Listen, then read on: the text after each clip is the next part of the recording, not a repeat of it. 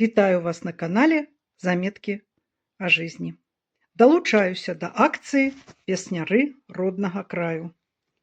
Пакажу вам збор твораў Івана Шамякіна, набыты мною ў 1978 годзе. Усе творы былі з цікаўнасцю мною прачытаны, а некаторыя аповесці і раманы па некалькі разоў.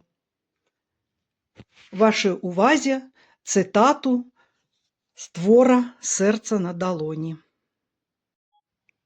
Наташа прыбегла дадому і ўбачыла, што бацькі памірыліся, пілі шампанскае. Яна падбегла да бацькі, моцна пацалавала. «Я люблю цябе, тата. Ты добры, ты разумны». Потым пераскочыла да маці. «І цябе люблю, мама. Я люблю вас. Я ўсіх люблю. Усіх добрых людзей». Яраш засмяяўся, шчыра ўзрадаваны, што з'явілася дачка, прапанаваў жонцы: «Вып'ем за добрых дзяцей і за добрых людзей».